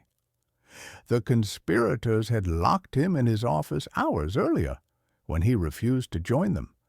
Now, released by loyalist officers, Fromm saw his chance. He knew he was compromised. He had known about the plotting for months and had done nothing. His only path to survival was to erase the evidence and the witnesses immediately. He convened a drumhead court-martial on the spot. No lawyers, no trial, just a man desperate to save his own neck. He stood before the leaders of the coup, General Ulbricht, Colonel Mertz von Quernheim, Lieutenant Werner von Haften, and the man who had carried the bomb, Colonel Klaus von Stauffenberg.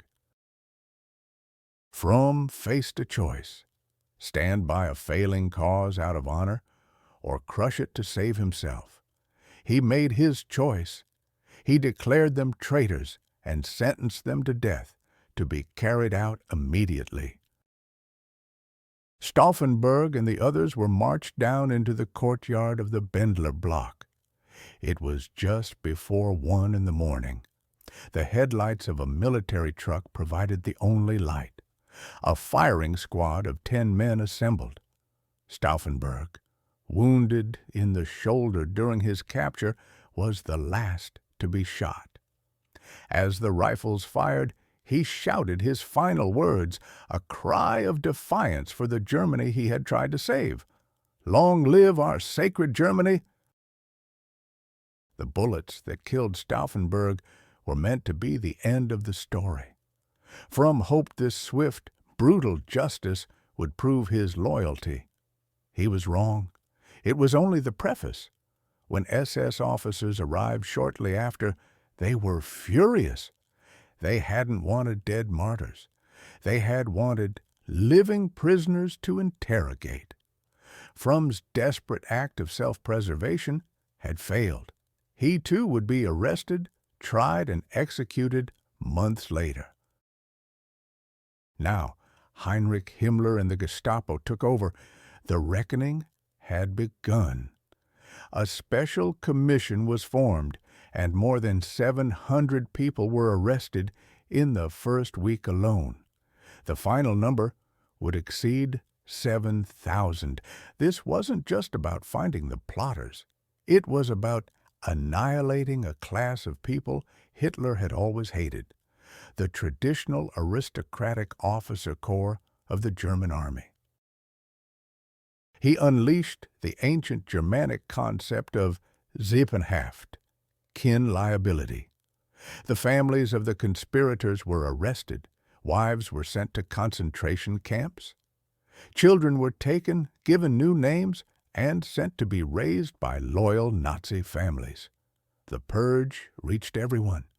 Field Marshal Rommel, the Desert Fox, was implicated by others. He was given a choice: suicide by cyanide to protect his family, or a show trial and the ruin of everyone he loved. He chose the poison. For those who were to be tried, Hitler demanded not justice, but humiliation. He ordered a new court established, the People's Court, presided over by a fanatical Nazi judge named Roland Freisler. His courtroom was a theater of cruelty. The accused proud generals and colonels were stripped of their ranks, their medals, their belts. They were forced to stand before the screaming judge in ill-fitting civilian clothes, holding up their trousers with their hands. Freisler shrieked, insulted, and condemned them in trials that were often over in hours. They were then taken to Plötzensee prison and hanged from meat hooks with piano wire. Their slow, agonizing deaths were filmed for Hitler to watch in his private cinema. The soul of the Wehrmacht was being systematically ripped out. The centuries-old tradition of the Prussian General Staff, the code of honor, the very idea of an officer's duty to his nation over a single leader, all of it was being strangled with piano wire and buried in unmarked graves. The last voices of professional reason and strategic caution were silenced. Hitler was now surrounded only by sycophants, by men who would never again dare to tell him he was wrong. The army was no longer a professional military instrument. It was a broken tool, wielded by a madman, ready to be smashed to pieces in the final apocalyptic battles of the war.